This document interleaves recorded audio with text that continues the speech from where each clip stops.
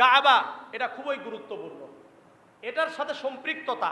আল্লাহ রাব্বুল আলামিন এই কাবার কিছু নাম দিয়েছেন, তোর মধ্যে একটা নাম হলো কাবা। এই ঘরের নাম কি? কাবা।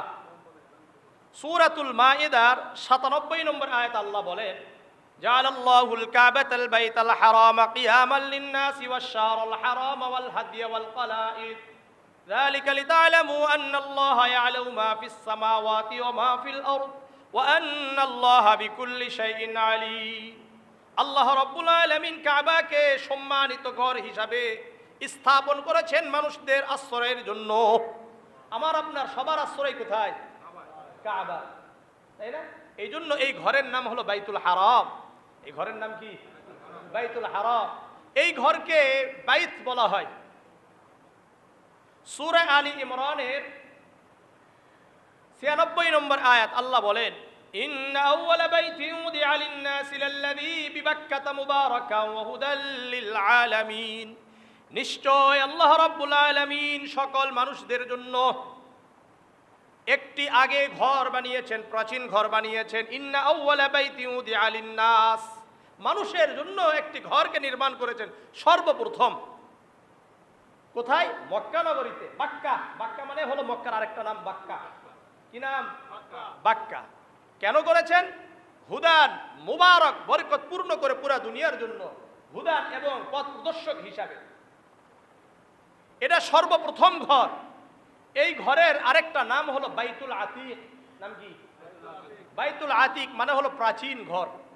সূরাতুল হাজের ২৯ নম্বর আয়াত আল্লাহ বলেন, ثم ليقضوا تفثهم وليوفوا نذورهم وليطوفوا بالبيت العتيق।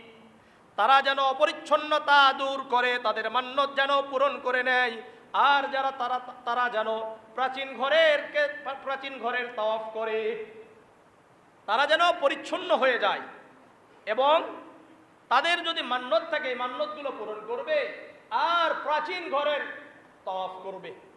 এটাকে বাইতুল আতিক কেন বলা হয়?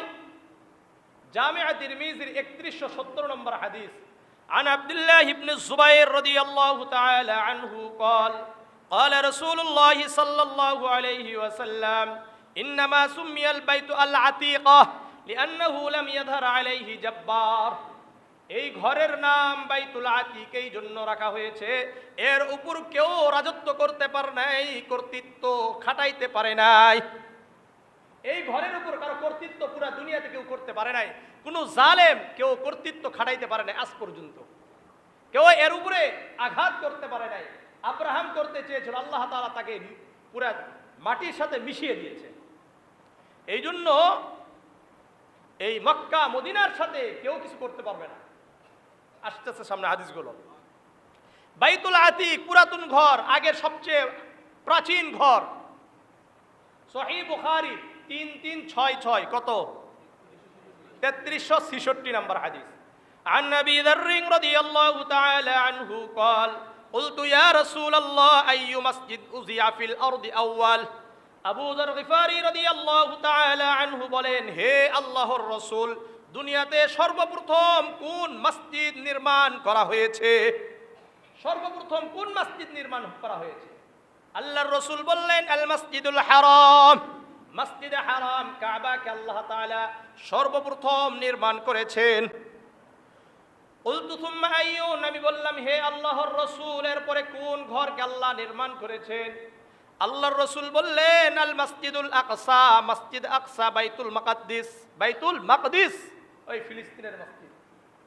এই জন্যই তো আমাদের কি এর প্রতি এত আগ্রহ। কুলতু কাম কানা বাইনাহুমা। আল্লাহর রাসূল কে আবু যর গিফারি রাদিয়াল্লাহু তাআলা আনহু বললেন, হে আল্লাহর রাসূল, এই কাবা আর মসজিদে হারাম অর্থাৎ কাবা আর মসজিদে আকসা নির্মাণের মাঝে কতদিনের ব্যবধান রয়েছে? কতদিনের ব্যবধান? আল্লাহর রাসূল বললেন, ৪০ সানাতান, ৪০ বছরের ব্যবধান। কত? ৪০ বছরের ব্যবধান। এখন আল্লাহর রাসূল সাল্লাল্লাহু আলাইহি ওয়াসাল্লাম বলছেন, সুম্মা আইনামা আদরাকাতকাস সালাত ফালসল্লি। আইনামা আদরাকাস সালাতু বাদু ফাসল্লিহু ফা ইন্নাল ফাজলা ফীহি। আল্লাহর রাসূল সাল্লাল্লাহু এর জন্য মসজিদ, ইন্নাল ফাদলা ফীহি, কেননা যেখানেই তুমি সালাত আদায় করো ওখানেই ফজিলত নিহিত আছে। সহিহ বুখারীর 438 নম্বর হাদিস, মনোযোগ দিয়ে শুনেন হাদিসটা। عن جابر بن عبد الله رضي الله تعالى عنه قال قال رسول الله صلى الله عليه وسلم أعطيت خمسا لم يعطهن أحد من الأنبياء قبلي। জাবির ইবনে আব্দুল্লাহ রাদিয়াল্লাহু তাআলা আনহু বর্ণনা করেন, আল্লাহর রাসূল সাল্লাল্লাহু আলাইহি ওয়াসাল্লাম বলেন, আল্লাহ আমাকে এমন 5টি জিনিস দিয়েছেন যা আমার পূর্বে কোনো নবীকে দেওয়া হয় নাই। কয়টা জিনিস? 5টা জিনিস দিয়েছেন যা আমার পূর্বে অন্য কোনো নবীকে দেওয়া হয় নাই। 1 নম্বর, নুসিরতু বির-রু'বি মাসিরাতা শাহরিন, আমাকে এমন প্রভাব দেওয়া হয়েছে যা 1 মাসের দূরত্ব থেকে অনুভূত হইতো। আমার কথা যদি কেউ 1 মাসের দূরত্ব আসার যে দূরত্ব কেউ শুনতো, তার ভিতরে একটা প্রভাব সৃষ্টি হয়ে যেত আমার ব্যাপারে। বুঝে আসছে? 2 নম্বর, ওয়াজুইলাত লিল আরদু মাসজিদান তাহুরান ওয়া আইয়ুমা রাজুলিন মিন উম্মতি আদরাকাতহুস সালাত ফালইসাল্লি, পুরা দুনিয়াকে আমার জন্য নামাজের জায়গা বানিয়ে দেওয়া হয়েছে।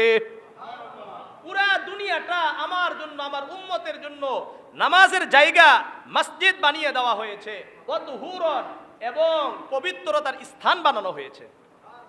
সুতরাং আমার কোন উম্মত যেখানেই তাদের জন্য সালাতের ওয়াক্ত হয়ে যায় সে যেন সালাত আদায় করে নেয়। কয় নম্বর গেল? 2। 3 নম্বর, উহিল্লাত লিল গানাইম, আমার জন্য গনিমতের মাল, যুদ্ধলব্ধ মালকে হালাল করা হয়েছে, বৈধ করা হয়েছে। 4 নম্বর, ওয়া কানা আন-নাবিয়্যু ইউবআসু ইলা কওমিহি খাসসাতান, প্রত্যেক নবীকে তার কওমের জন্য, তার গোত্রের জন্য, তার সমাজের জন্য, তার দেশের জন্য বিশেষ করে প্রেরণ করা হয়েছে। ওয়া বুইসতু ইলান নাসি কাফাতান, আর আমাকে পুরা দুনিয়ার জন্য প্রেরণ করা হয়েছে। দুনিয়াতে যত নবী আসছেন কাউকে তার গোত্রের জন্য, সমাজের জন্য, দেশের জন্য প্রেরণ করছেন, আর আমাকে পুরা দুনিয়ার জন্য প্রেরণ করছেন।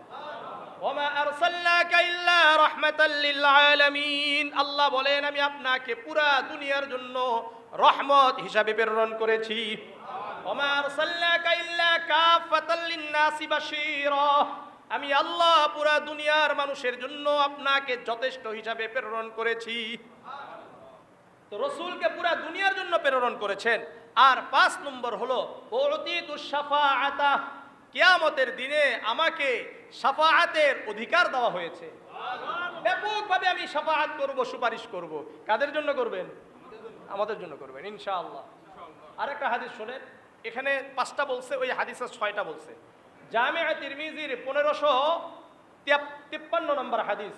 عن أبي هريرة رضي الله تعالى عنه قال قال رسول الله صلى الله عليه وسلم فضلت على الأنبياء ب60। আবু হুরায়রা রাদিয়াল্লাহু তাআলা আনহু বর্ণনা করেন, আল্লাহর রাসূল সাল্লাল্লাহু আলাইহি ওয়াসাল্লাম বলেন, আমাকে অন্যান্য নবীদের উপর 6টি জিনিস দিয়ে প্রাধান্য দেওয়া হয়েছে। অন্যান্যদের উপরে আমাকে কয়টা জিনিস বেশি দেওয়া হয়েছে? 6টা জিনিস দিয়ে প্রাধান্য দেওয়া হয়েছে। 1 নম্বর, উতিতু জাওয়ামিআল কালিম, আমাকে জাওয়ামিআল কালিম হিসাবে প্রেরণ করা হয়েছে। অনেক কথাকে সংক্ষিপ্ত আকারে আমি বুঝাইতে পারি। ব্যাপক কথা এটা সংক্ষিপ্ত আকারে আমি কি করতে পারি? বুঝাইতে পারি। আল্লাহ রাসূলের সংক্ষিপ্ত কথা, এর ভিতরে অনেক ব্যাখ্যা রয়েছে। অনেক কি আছে? ব্যাখ্যা আছে। 2 নম্বর, নুসিরতু বির-রু'বি, আমাকে প্রভাব দেওয়া হয়েছে ওই যে 1 মাসের দূরত্বের। 3 নম্বর, ওয়াজুইলাত লিল আরদু মাসজিদান তাহুরান, পুরা দুনিয়াকে আমার জন্য মসজিদ এবং পবিত্রতার স্থান বানানো হয়েছে। 4 নম্বর, উহিল্লাত লিল গানাইম, যুদ্ধলব্ধ মালকে আমার জন্য হালাল করা হয়েছে। কি করা হয়েছে? হালাল করা হয়েছে। উরসিলতু ইলান নাসি ইলাল খালকি কাফাতান, আর আমাকে পুরা সৃষ্টি জীবের জন্য নবী হিসেবে প্রেরণ করা হয়েছে।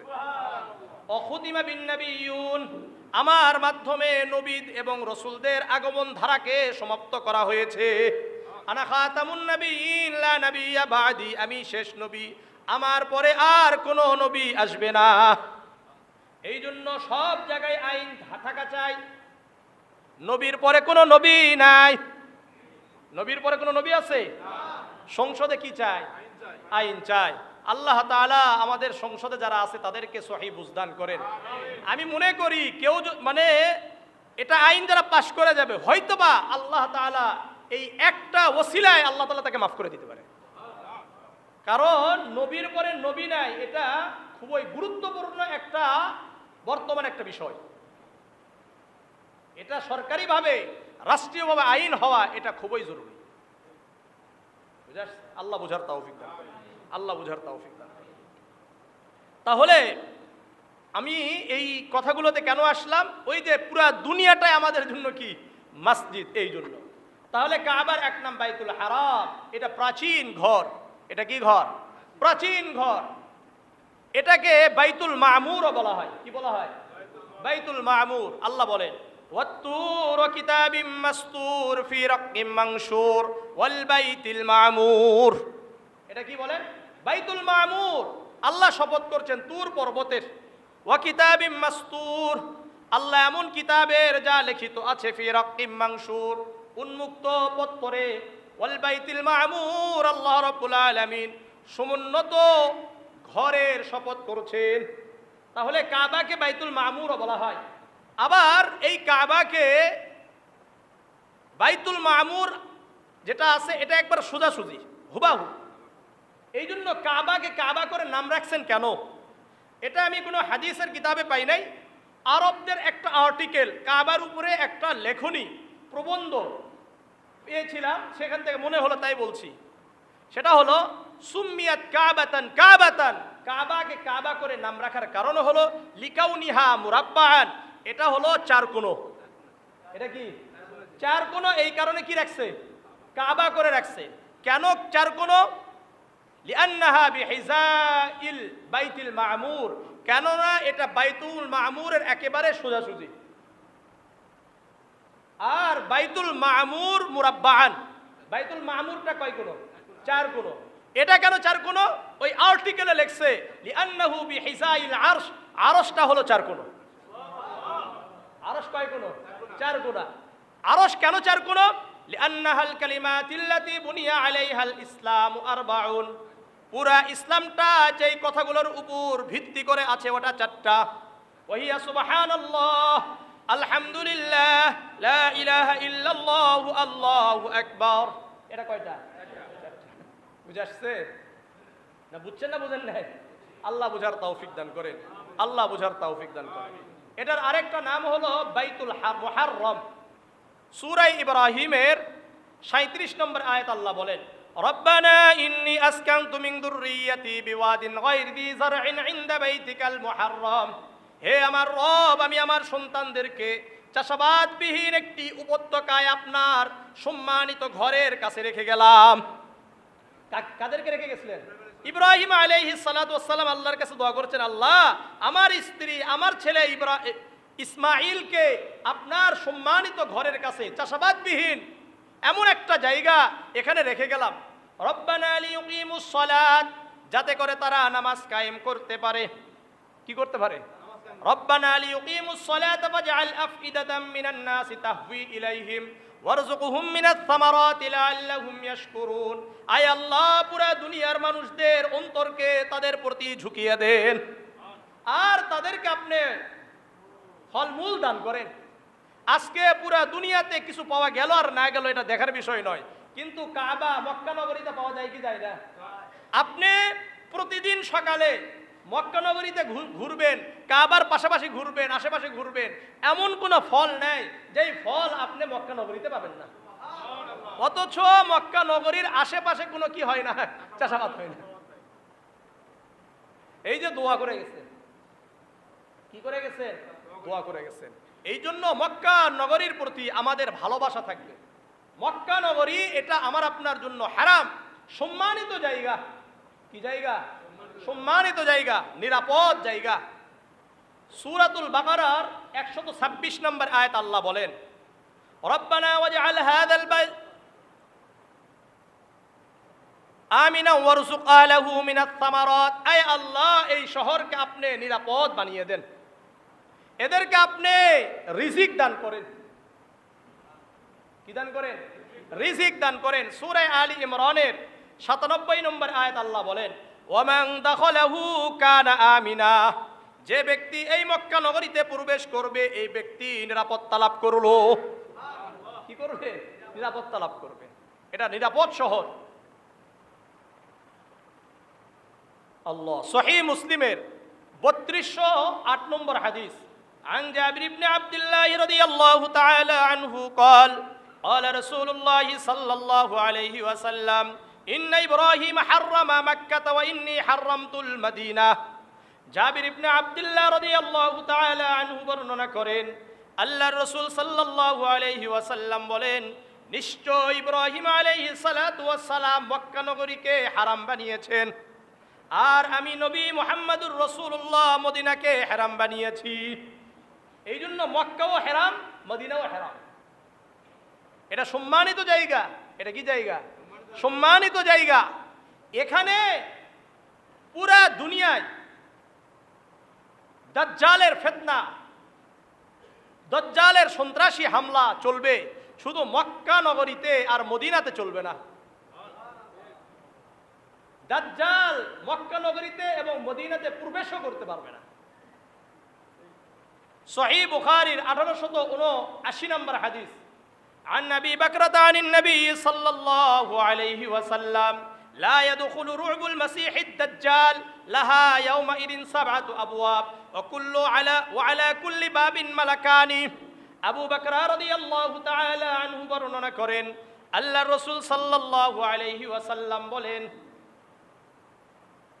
পুরা দুনিয়াতে দাজ্জালের ফিতনা ছড়িয়ে পড়বে, কিন্তু মদিনাতে দাজ্জালের ফিতনা প্রবেশ করতে পারবে না, ত্রাস পরিবেশ করতে পারবে না। কেন? লাহা ইয়াউমাইদিন 7 আবওয়াব। কেননা মদিনাতে ওই সময় 7টি দরজা থাকবে। কয়টা?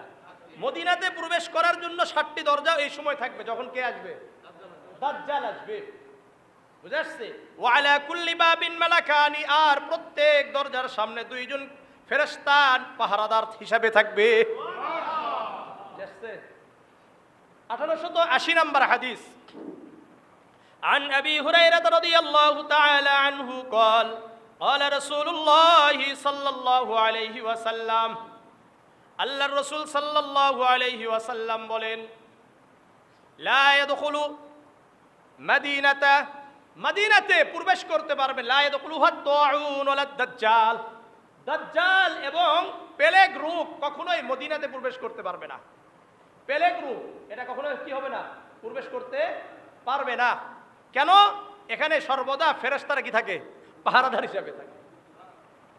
সহিহ বুখারীর 1881 নম্বর হাদিস, عن أنس بن مالك رضي الله تعالى عنه قال قال رسول الله صلى الله عليه وسلم ليس من بلد إلا سيطهد الدجال إلا مكة والمدينة। আনাস ইবনে মালিক রাদিয়াল্লাহু তাআলা আনহু বর্ণনা করেন, আল্লাহর রাসূল সাল্লাল্লাহু আলাইহি ওয়াসাল্লাম বলেন, পুরা দুনিয়ার এমন কোন জমিন থাকবে না যেই জমিনে দাজ্জাল প্রবেশ করবে না, ইল্লা মক্কা ওয়াল মদিনা, শুধুমাত্র মক্কা আর মদিনাতে প্রবেশ করতে পারবে না। কেন? লাইসা লাহু মিন নিকাবিহা নাকবুন ইল্লা আলাইহিল মালাইকা সাফিনা ইয়াহরুসুনাহা। কেননা মক্কা মদিনার এমন কোন অলি গলি থাকবে না যেখানে ফেরেশতারা কাতার বন্দী হয়ে পাহারা দিবে না, পাহারা দিবে না। এমন তো পৃথিবীর সব জায়গায় মনে করলেন ফিতনা শুরু হয়ে যাবে, ভূমিকম্প শুরু হয়ে যাবে,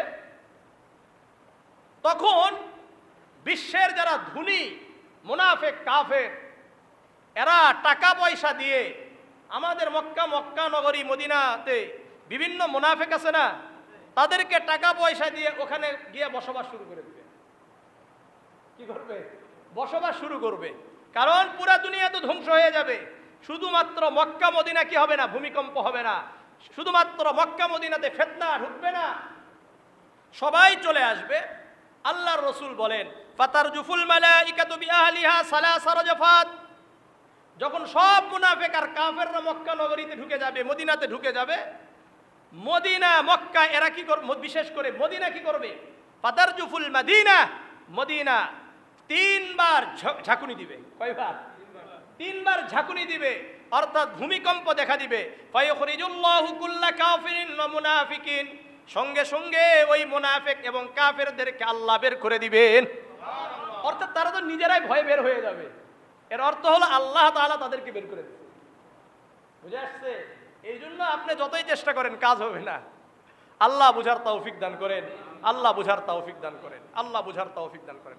এই জন্য সর্বদা আমার আপনার অন্তরের ভিতরে এটা থাকবে যে আমি আপনি অবশ্যই মক্কা মদিনাতে যাব ইনশাআল্লাহ। এটা সর্বদা আল্লাহর কাছে দোয়া করা। মক্কা মদিনা, মক্কা মদিনাকে নিয়ে কেউ ষড়যন্ত্র করতে পারবে না। যারা ষড়যন্ত্র করবে তারা দুনিয়াতে ধ্বংস হয়ে যাবে। কিভাবে ধ্বংস হবে? আল্লাহু আকবার, আল্লাহু আকবার। সহিহ বুখারীর 1878 নম্বর হাদিস, 1877 নম্বর হাদিস এটা। عن سعد رضي الله تعالى عنه قال سمعت النبي صلى الله عليه وسلم يقول لا يكيد أهل المدينة أحد إلا إن ماع كما ينماع الملح في الماء। আল্লাহর রাসূল সাল্লাল্লাহু আলাইহি ওয়াসাল্লাম কে বলতে শুনেছেন সাদ রাদিয়াল্লাহু তাআলা আন, আল্লাহর রাসূল বলেন মদিনাবাসীদের জন্য কেউ ষড়যন্ত্র করতে পারবে না। কেউ যদি ষড়যন্ত্র করে সে এমন ভাবে গলে যাবে যেমন নাকি পানিতে লবণ গলে যায়। পানিতে যদি লবণ দেয় তাহলে আস্তে আস্তে গলে যায় না? আস্তে আস্তে যেমন নাকি গলে যায়, একবারে মিশে যায়, ঠিক তেমনি ভাবে যারা মদিনাকে নিয়ে ষড়যন্ত্র করবে আল্লাহ তাআলা তাদেরকে দুনিয়া থেকে মিশিয়ে দিবে। সহিহ বুখারীর হাদিস এগুলো। আল্লাহ ৭৬ নম্বর হাদিস, 1876 নম্বর হাদিস। عن أبي هريرة رضي الله تعالى عنه قال قال رسول الله صلى الله عليه وسلم إن الإيمان لا يرث إلى المدينة كما ترث الحية في إلى جحرها। আবু হুরায়রা রাদিয়াল্লাহু তাআলা আনহু বর্ণনা করেন আল্লাহর রাসূল সাল্লাল্লাহু আলাইহি ওয়াসাল্লাম বলেন শেষ দিকে, অর্থাৎ দুনিয়ার শেষ দিকে ঈমান এমন ভাবে মদিনার দিকে চলে যাবে যেমন নাকি সাপ তার গর্তের দিকে চলে যায়। সাপ আপনি বের হোক না কেন, ওর কিন্তু সর্বশেষ আশ্রয়স্থল কোথায়? গর্তে। ঠিক তেমনি ভাবে ঈমানদার আর মুমিনদের সর্বশেষ স্থান হবে হলো মদিনা। কোথায়? মদিনা। এই জন্য মক্কা মদিনাতে যাওয়ার জন্য সর্বদা কি থাকতে হবে? আকাঙ্ক্ষা থাকতে হবে, আল্লাহর কাছে দোয়া করতে হবে। আর ওখানে গিয়ে আপনাকে আমাকে কেমন করে থাকবে? খুব নম্রতা ভদ্রতার সাথে থাকতে হবে। ওখানে গিয়ে গালিগালাজ করেন, ওখানে গিয়ে যেমন ইচ্ছা তেমন করে চলেন। একটা কথা মনে রাখবেন, যারা মক্কা মদিনায় গিয়ে গুনাহ করবে মনে করবেন এর আর ভালো হওয়ার সম্ভাবনা নেই। এর কি নাই? ভালো হওয়ার সম্ভাবনা। আল্লাহ আমাদেরকে হেফাজত করেন। এই জন্য যারাই যাচ্ছেন, যারাই যাবে, খুব নম্রতা ভদ্রতার সাথে খুব ইহতিরাম নিয়ে মক্কা মদিনায় প্রবেশ করবেন, খুব ইহতিরাম নিয়ে। সহিহ বুখারীর 1196 নম্বর হাদিস।